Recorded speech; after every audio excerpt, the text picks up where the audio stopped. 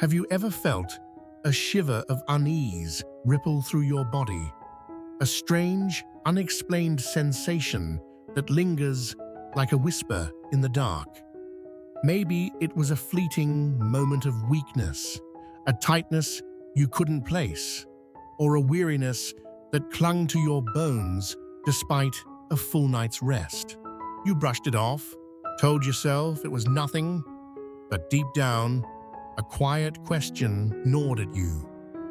What if this is something serious? The truth is, your body is a storyteller, weaving tales of health and warning through every ache, every breath, every beat of your heart. Some of these stories carry a weight you can't ignore, urgent messages etched in symptoms that could mean your time is running out. When doctors encounter these signs, their hearts sink, knowing that something life-threatening might be lurking just beyond the horizon. Picture this: a bustling emergency room, the air thick with tension. A middle-aged man named Daniel stumbles through the doors, his face pale, his hands trembling. He's a carpenter by trade, a father of two with calloused hands and a laugh that once filled a room. Lately, though, he's been quieter, slower, as if the light inside him is dimming. He doesn't know it yet, but his body is screaming for help, sending signals he's been too busy or too afraid to heed. In this journey, we're going to explore 6 warning signs that doctors like those treating Daniel recognize as harbingers of danger. These aren't the vague complaints of a bad day.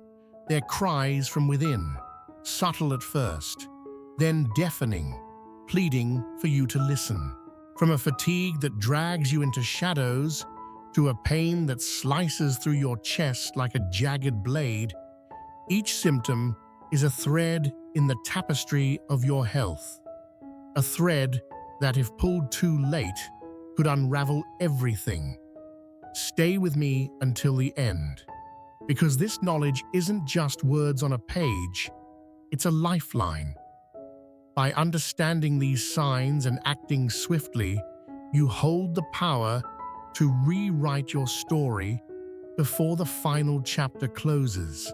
Let's dive in, step by step, into the signals your body might be sending, starting with one that creeps in silently but carries a weight you can't ignore. Number 1. Unexplained extreme fatigue. There's tired, and then there's tired. Imagine waking up after what should have been a restful 8 hours, the morning sun spilling through your curtains, yet feeling as though you've run a marathon in your sleep. Your limbs feel heavy, your mind fogged, as if someone draped a thick, invisible blanket over your entire being. This isn't the kind of exhaustion that a strong cup of coffee or a brisk walk can shake off. It's deeper, relentless, a bone-deep weariness that defies explanation. For someone like Sarah, a 42-year-old schoolteacher with a passion for hiking, this was her first clue that something was terribly wrong. She used to chase her students around the playground, her energy boundless, her laughter a melody in the air. But lately, even climbing the stairs to her classroom feels like scaling a mountain. Her once bright eyes are shadowed, her steps hesitant, and she wonders if this is just the toll of time or something far more sinister. Doctors see this all the time. A patient walks in, shoulders slumped, voice soft, describing a fatigue that's stolen their days. It's not the tiredness you earn after a long shift or a sleepless night with a crying child. It's an intruder, uninvited and unyielding. Maybe you've noticed it too. Perhaps you used to savor your evening strolls through the park, the crisp air filling your lungs. But now, even the thought of lacing up your shoes feels insurmountable. Cooking dinner, a simple pot of pasta, steam rising from the stove, becomes a Herculean task. Conversations with loved ones, once a joy, now drain you, each word a weight you can barely lift. This isn't just aging, though it's easy to convince yourself otherwise. It's your body sounding an alarm, whispering that your heart might be faltering, your kidneys straining, or your cells waging a silent war against something like advanced cancer. Take Daniel, the carpenter. His fatigue hit like a slow tide, creeping in over weeks.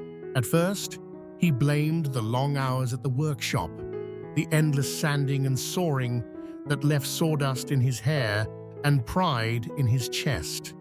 But then came the mornings when lifting his hammer felt like lifting a boulder. His wife, Maria, noticed it first, how he'd collapse into his armchair after work, too weary to even tease their kids about their homework. "It's nothing," he'd grumble, waving her off, but the truth was etched in the hollows beneath his eyes. Doctors later told him his heart was struggling to pump blood efficiently, a condition that had been building for years, masked by his stubborn grit. That overwhelming exhaustion, it was his body's desperate bid to conserve energy, shutting down non-essentials to keep him alive. The danger lies in how subtle it starts. One day, you're fine, vibrant even. The next, you're dragging yourself through a fog, and by the time it's unbearable, the clock might already be ticking. If this fatigue crashes over you suddenly, or if it worsens steadily like a shadow lengthening at dusk, it's a call to action. Ask yourself, when did this start? Does anything make it worse? Climbing stairs, carrying groceries, even laughing too hard? Has it stolen the things you love, leaving you a spectator in your own life? For Sarah, it was the moment she couldn't join her students for their annual nature walk, watching from the sidelines as their small figures disappeared into the trees. That's when she knew. So what should you do? Don't dismiss it. Track it. Note the days it hits hardest, the moments it robs you of breath or strength. If it's relentless, if it's reshaping your world, pick up the phone and call your doctor. The earlier you catch what's brewing, be it heart disease, organ failure, or something else, the better your odds of turning the tide. Sarah did. And though her diagnosis of kidney disease shook her, early treatment gave her a fighting chance to reclaim her hikes, her classroom, her life. Your body isn't just tired. It's telling you it's time to listen. Number 2, sudden and severe chest pain or pressure. Imagine a moment so ordinary it barely registers. You're sipping coffee at your kitchen table, the steam curling upward. Or maybe you're folding laundry, the rhythmic creases a quiet comfort. Then, out of nowhere, it hits, a sensation like a vice clamping down on your chest, a crushing weight that steals your breath and sends a jolt of fear through your veins. It's not a dull ache or a fleeting twinge. It's sharp, insistent, a pressure so intense, it feels as though your ribs might crack under the strain. For someone like Michael, a 55-year-old mechanic with grease-stained hands and a love for restoring vintage cars, this was the moment his world tilted. He'd been under the hood of a '67 Mustang, the scent of oil and metal a familiar embrace, when the pain struck, sudden, searing, radiating to his left arm like wildfire. He dropped his wrench, the clatter echoing in his garage, and stumbled backward, gasping, wondering if this was the end. Doctors don't mince words about this one. Sudden, severe chest pain or pressure is a red flag waving furiously in the wind. It's the kind of symptom that makes them drop everything, their stethoscopes pressed to your chest before you can finish your sentence. It could be a heart attack creeping in, its grip tightening with every passing second, or an aortic dissection, a tear in the body's largest artery, unleashing a torrent of blood inside you. Michael didn't know it then, but his heart was crying out, a blocked artery choking off the oxygen his muscles craved. He'd felt twinges before, little stabs he'd chalked up to lifting engines or sleeping wrong. But this was different. This was a beast, roaring through his chest, spreading to his jaw, his neck, a merciless reminder that time was slipping away. The danger isn't always obvious. Heart attacks don't announce themselves with Hollywood flair. No clutching your chest and collapsing dramatically in the street. Sometimes it's subtler, a quiet menace. For Lisa, a 38-year-old nurse and single mum, it started as a nagging discomfort, like a fist pressing into her sternum while she scrubbed dishes after dinner. She'd been on her feet all day, tending to patients with a smile that hid her exhaustion. So she blamed stress, indigestion, maybe that extra slice of pizza.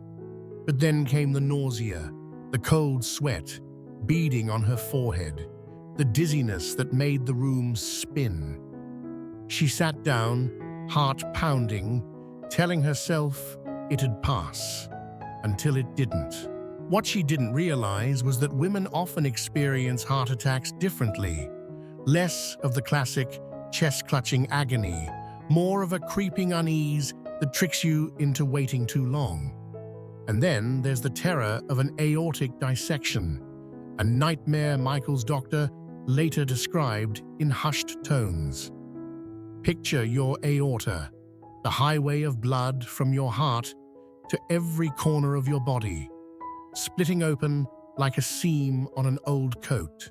The pain is a dagger, tearing through your chest, sometimes your back, pulsing with each heartbeat as if your body is counting down. It's rare, but when it happens, every minute is a gamble. Michael's neighbor, an older man named Tom, hadn't been so lucky. Tom had felt a ripping sensation one afternoon while tending his garden, the roses he'd nurtured for years swaying in the breeze as he crumpled to the earth. By the time help arrived, it was too late, a stark reminder of what delay can cost. So what does this pain feel like? For some, it's a slow burn, building from a whisper to a scream over hours.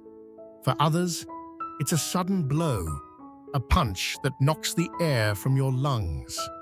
You might feel it creep into your arms, your back, even your teeth, a strange, primal signal that something vital is breaking. Michael described it as an elephant sitting on his chest, unrelenting, while Lisa felt a squeezing, like her heart was caught in a trap. The scariest part? It's easy to rationalize. It's just heartburn, you tell yourself, popping an antacid and lying down. I pulled a muscle, you insist, rubbing your shoulder. But when it's severe, when it won't let go, when breathing becomes a battle, that's when you stop guessing and act. What should you do? Don't wait. Don't negotiate with it. If the pain is sudden, crushing, or spreading, call emergency services right now. Michael did, his trembling fingers dialing as he sank to the garage floor, the Mustang's chrome glinting in his fading vision. Paramedics arrived in minutes, their swift hands threading an IV, rushing him to a hospital where a stent opened his artery just in time.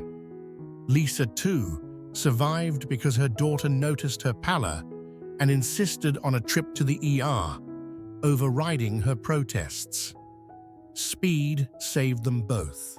If you're reading this and nodding along, feeling the weight of their stories, drop a number 2 in the comments below. I'd love to know you're with me. Your body's not subtle when it's this desperate. It's begging you to listen, and every second you give, it could be the difference between a second chance and a final goodbye. Number 3, difficulty breathing or shortness of breath. Close your eyes for a moment and picture this. You're sitting in your favorite armchair, the one with the worn cushions that cradle you just right. A cup of tea cooling on the table beside you. The day's been calm, nothing strenuous, no marathons or mountain climbs.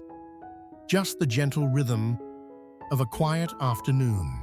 Then, without warning, your chest tightens and the air feels thin, as if you're trying to breathe through a straw. You inhale deeper, desperate for relief, but it's not enough. Panic flickers at the edges of your mind.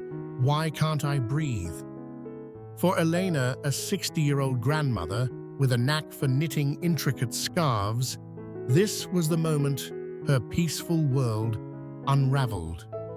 She'd been rocking in her porch swing, the creak of wood a familiar lullaby, when the breathlessness hit, sudden, suffocating, like the oxygen had been snatched from her lungs. Her needles clattered to the floor, yarn tangling as she clutched her chest, her grey eyes wide with fear. Doctors call this a siren song of the body, a warning so urgent it drowns out everything else. Unexplained shortness of breath isn't just discomfort, it's a distress signal, a flare fired into the night sky of your health. It might mean your heart is faltering, its weary pump unable to keep up, or a blood clot has lodged in your lungs, a silent assassin cutting off your air, or even a heart attack is unfolding in shadows, its symptoms masked as something less dire. Elena didn't know it then, but her lungs were pleading for help, a pulmonary embolism forming after a long car trip to visit her daughter. She'd sat for hours, legs cramped in the passenger seat, chatting about grandkids and holiday plans, oblivious to the clot-gathering strength. Now, on her porch, she was fighting for every breath, her hands trembling as she reached for her phone. This isn't the breathlessness you feel after chasing a toddler or hauling groceries up the stairs. It's different, unearned, a thief that steals your ease without cause. Think of Raj, a 45-year-old chef whose kitchen was his kingdom, spices dancing in the air as he crafted curries that warmed the soul. Lately, though, he'd been pausing mid-shift, leaning against the counter, his apron streaked with turmeric as he gasped for air. At first, he blamed the heat, the steam, the long hours on his feet, but it kept happening, even at rest. One night, lying in bed, he woke bolt upright, chest heaving, as if an invisible hand were pressing down on his lungs. It was congestive heart failure, the doctor later said, fluid creeping into his lungs because his heart couldn't keep pace. Raj, with his quick wit and tireless hands, had never imagined his body could betray him so quietly. The causes are as varied as they are terrifying. A pulmonary embolism, like Elena's, can strike without fanfare. Maybe after a flight, a surgery, or just sitting too long, a clot breaks free and races to your lungs, turning a simple breath into a battle. Or it's heart failure, where every beat struggles to push blood forward, leaving your lungs drowning in their own tide. Raj felt it most at night, waking in a cold sweat, gasping like a fish pulled from water, his wife's worried face hovering above him. And then there's the silent heart attack. Less chest-clutching drama, more a creeping shortness of breath paired with nausea, fatigue, a clammy chill that whispers, "This is serious." Too many dismiss it, especially older folks like Elena, who told herself, "I'm just out of shape," or "It's my age." But when it comes on suddenly or worsens like a storm gathering strength, it's not a sign to shrug off. It's a call to fight. What does it feel like? For Elena, it was a tightness, a hunger for air that no deep breath could satisfy, her porch swing swaying as she fumbled for help.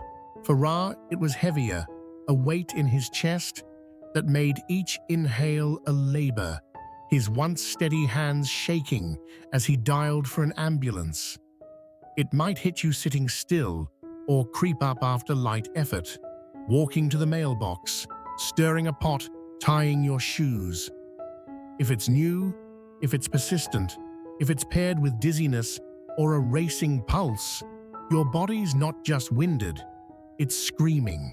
Elena's daughter found her just in time, her voice sharp with panic as she called 911, medics rushing in to dissolve the clot before it claimed her. Raj too got lucky. His wife's insistence dragged him to the ER, where treatment eased the fluid and gave his heart a reprieve. So what should you do?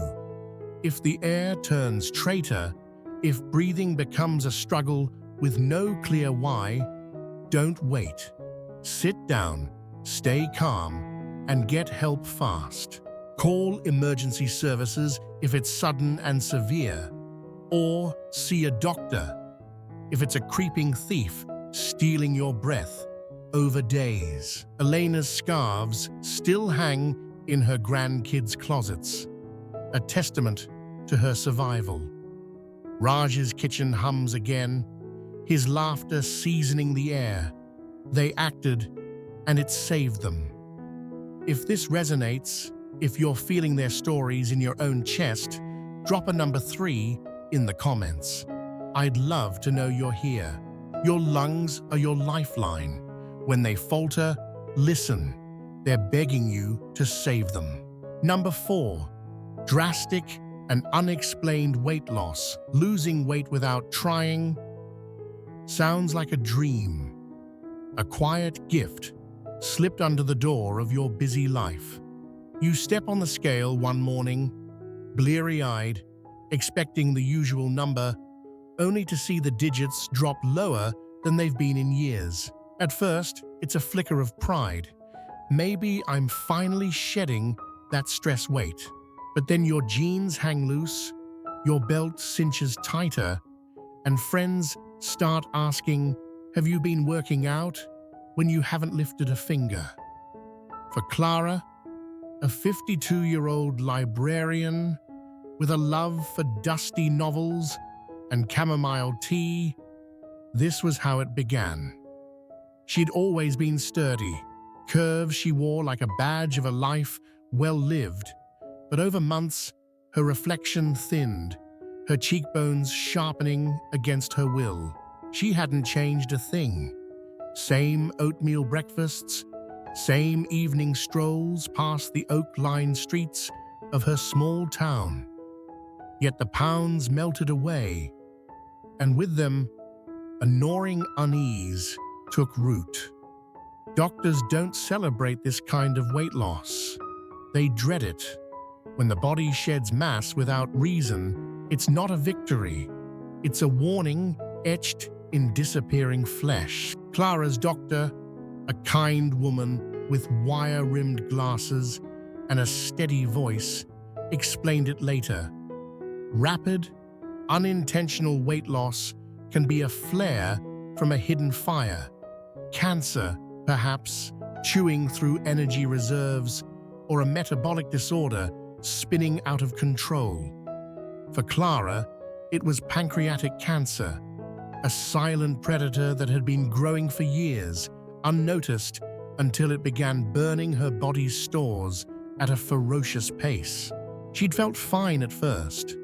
No pain, no clues, just a strange lightness, a frailty creeping into her arms as she shelved books, her once strong grip faltering on heavy tomes. It's not just cancer that steals weight. Think of James, a 65-year-old retiree who'd spent his golden years tending a vegetable garden, his hands stained with earth and pride. He'd always been wiry but solid, until the scales started tipping downward week after week. His wife, Ellen, noticed first. His shirts billowed like sails, his belt notched tighter until it ran out of holes. He hadn't dieted, hadn't skipped his hearty dinners of roasted squash and grilled chicken, but his energy waned, his steps slowed, and a blood test revealed the culprit. Undiagnosed diabetes, his body unable to hold on to nutrients, wasting muscle and fat in a desperate bid to balance itself. For others, it's heart failure, the body too weak to process food properly, or chronic infections simmering beneath the surface, draining reserves like a slow leak in a dam. The signs are subtle until they're not. Your clothes betray you first, pants sagging, collars gaping.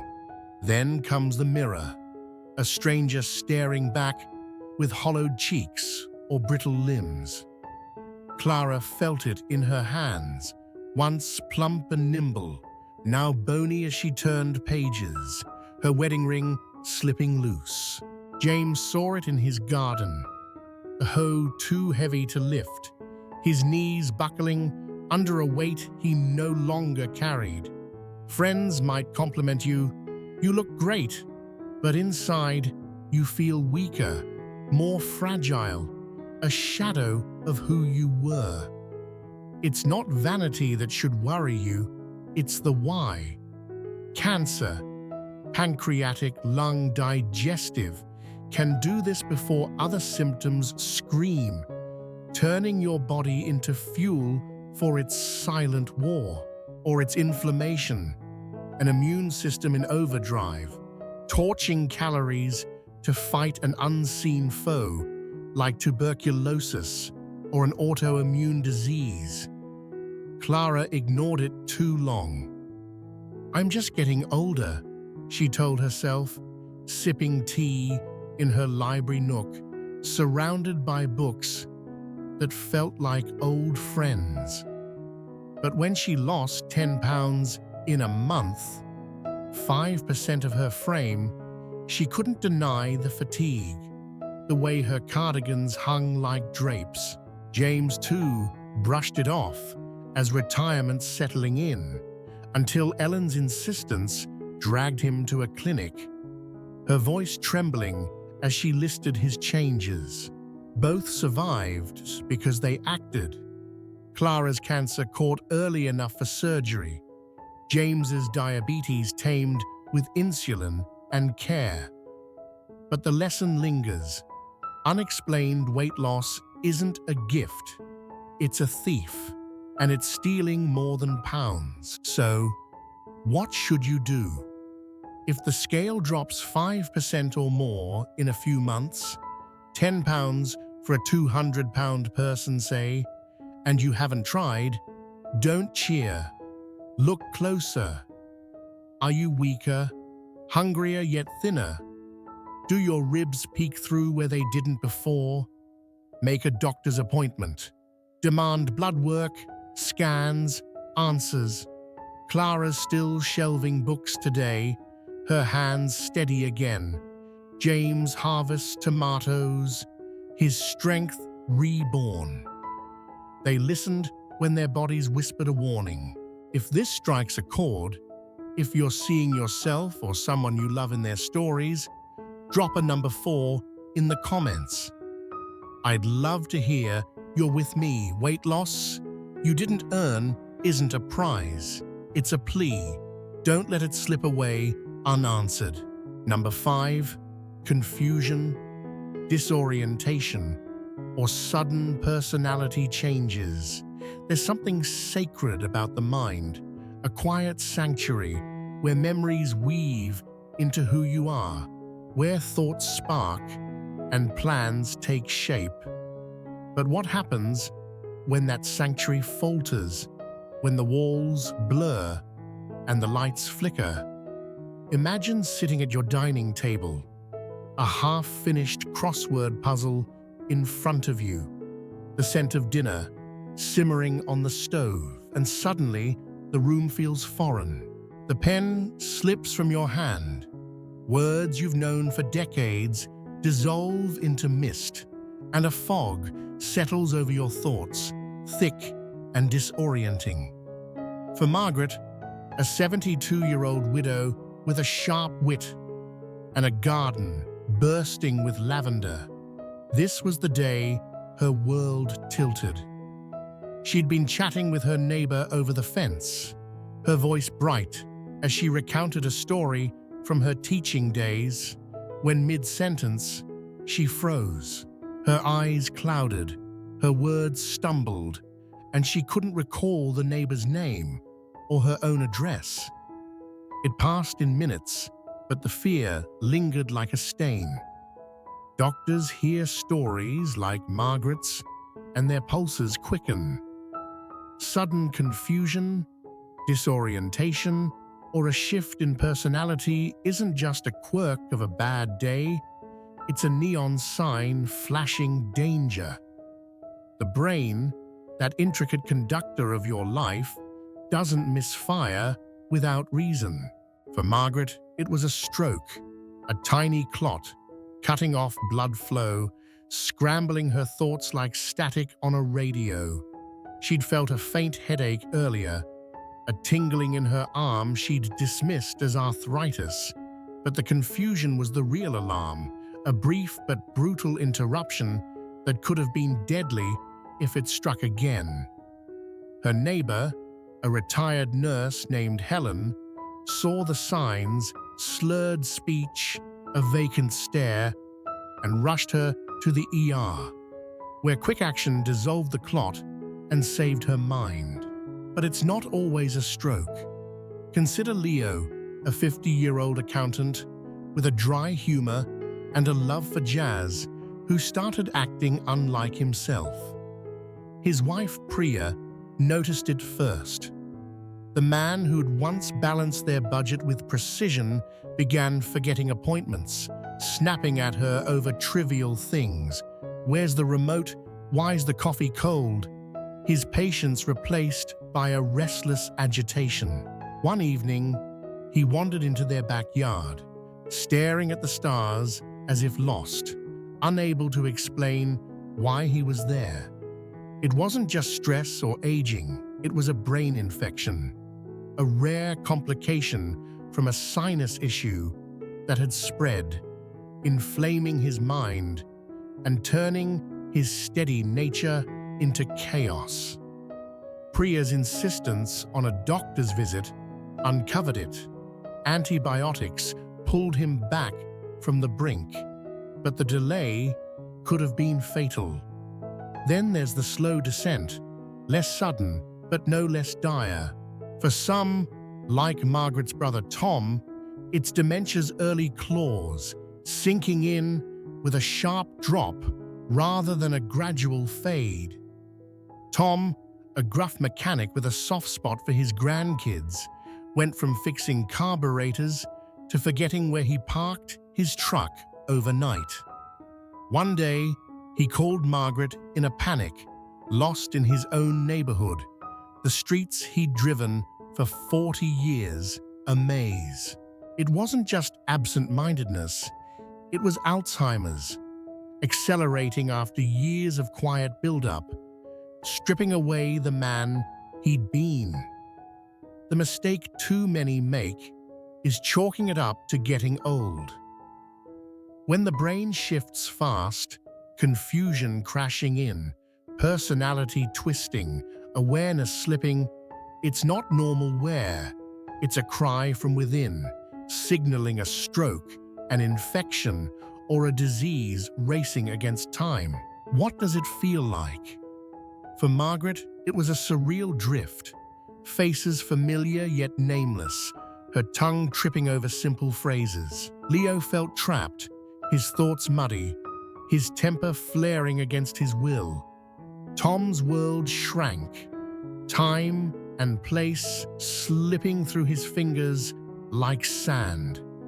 It might strike in a moment, slurring mid-conversation, staring blankly at a stove you can't recall lighting, or build over days a growing haze of forgotten names and misplaced keys. If it's sudden, if it's paired with weakness or fever, if it's a stark change from who you were, it's not quirks, it's a warning. So what should you do? Act fast.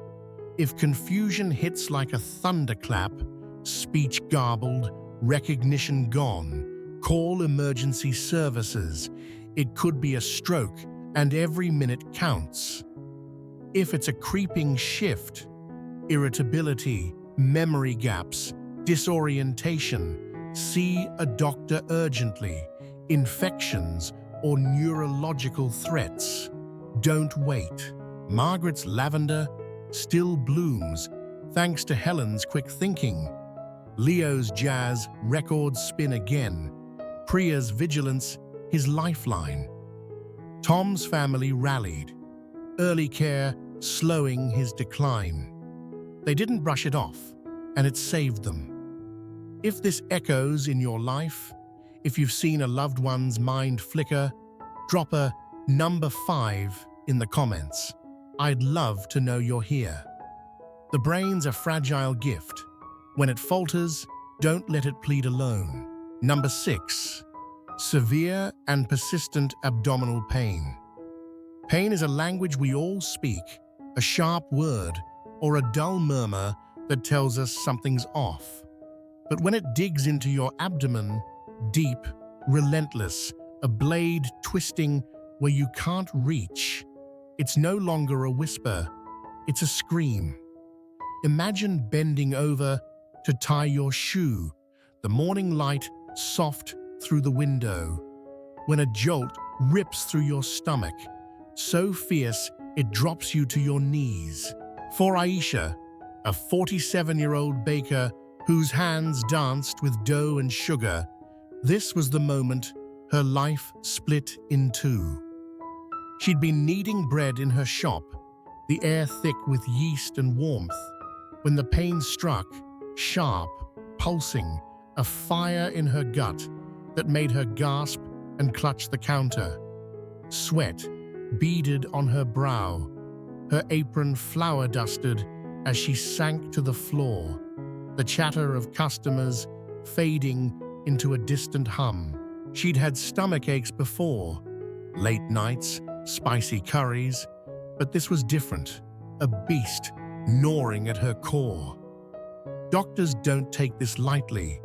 Severe, persistent abdominal pain, especially if it crashes in suddenly or lingers like an unwelcome guest, is a signal that something inside is fracturing. For Aisha, it was a ruptured abdominal aortic aneurysm, a ballooning weak spot in her body's main artery that had burst, spilling blood into her abdomen. The pain was a deep, throbbing ache, radiating to her lower back, syncing with her heartbeat like a drum of doom. She'd felt twinges for weeks, little stabs she'd blamed on lifting trays or stress, but this was catastrophic, a countdown measured in minutes. Her assistant, Jamal, saw her collapse, his quick call to 911 the thin thread that kept her alive. Medics racing her to surgery where skilled hands stitched her back from the edge. But the culprits vary, each as deadly as the last. Think of Carlos, a 62-year-old truck driver with a gravelly laugh and a love for roadside diners. He'd been hauling freight across state lines, the hum of the highway, his companion when a stabbing pain gripped his upper belly, radiating to his back like a hot poker. He pulled over, gripping the wheel, nausea rising as the agony intensified. It wasn't greasy fries or a long shift. It was pancreatitis, his pancreas inflamed from years of quiet strain, now erupting in a fury that could have spiraled into organ failure. He'd ignored the warning shots. Discomfort after meals, a vague ache he drowned with antacids until it roared, forcing him to a hospital bed where IVs and monitors became his lifeline. Or picture an intestinal blockade, a twisted bowel, a clot, a cancer choking off blood flow. For Aisha's cousin, Nia, it was a blockage from scar tissue, years after surgery, that turned her stomach hard and swollen. The pain, a relentless cramp she couldn't soothe. She'd waited, thinking it was gas or a bug, until fever and weakness forced her to the ER, surgeons racing to untangle the mess. And then there's the gallbladder, a tiny rebel that can unleash hell, sharp, stabbing jolts under the ribs, often after a rich meal, mistaken for reflux until infection sets in. Carlos nearly lost his to gallstones, the pain so fierce he doubled over in his cab. A passerby's call saving him from sepsis. What does it feel like? For Aisha, it was a pulsing terror, a sensation of something tearing inside, her legs buckling as blood pressure plummeted. Carlos felt a searing band across his abdomen, each breath a battle, his skin clammy with shock. Nia's was a deep, gnawing ache, her belly tender to the touch, bowel movements a distant memory.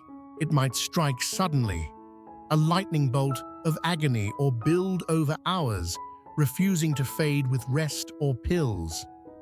If it's excruciating, if it's paired with fever, vomiting, or a hardness you can't explain, it's not indigestion, it's a crisis.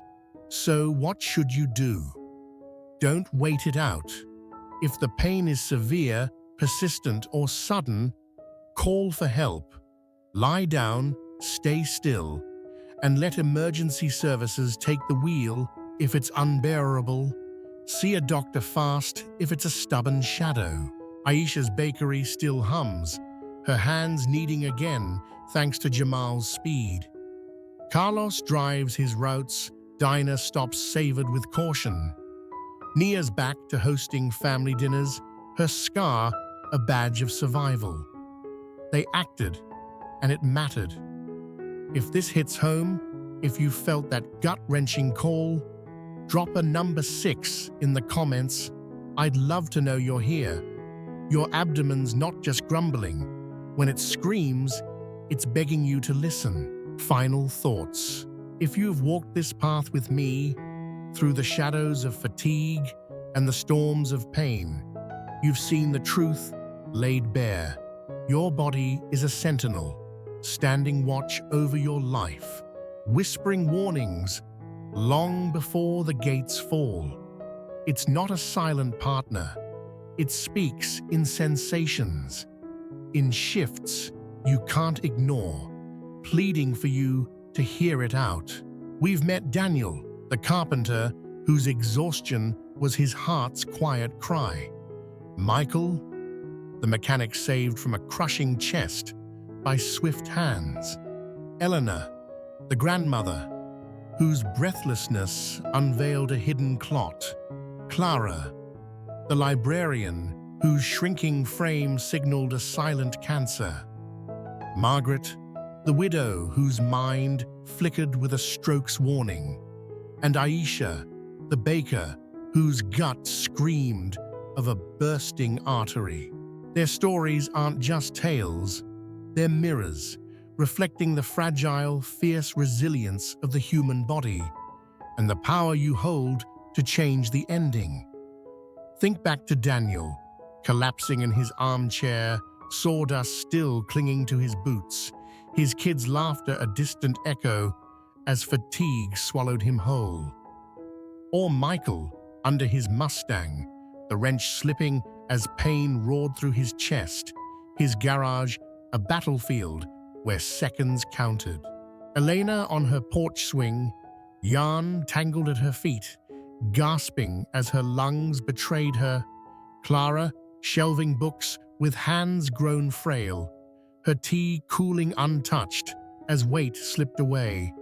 Margaret lost among her roses, her daughter's voice pulling her back from the fog. Isha, flour-dusted and felled, her bakery's warmth fading as pain took hold. These aren't distant strangers. They're you, me, the people we love, each moment a thread in a tapestry that could unravel if we turn away. The key is this: knowing these signs, fatigue that chains you, chest pain that crushes, breathlessness that chokes, weight loss that hollows, confusion that blinds, abdominal agony that tears, gives you the reins. Ignoring them, brushing them off as just life or just age, is like locking the door on a burning house and hoping the flames die out. They won't. But listen, and you can douse the fire before it consumes you. Daniel's heart beats stronger now, stents threading life back into his days. Michael tinkers again, the Mustang purring under his care. Elena knits for her grandkids, her lungs clear.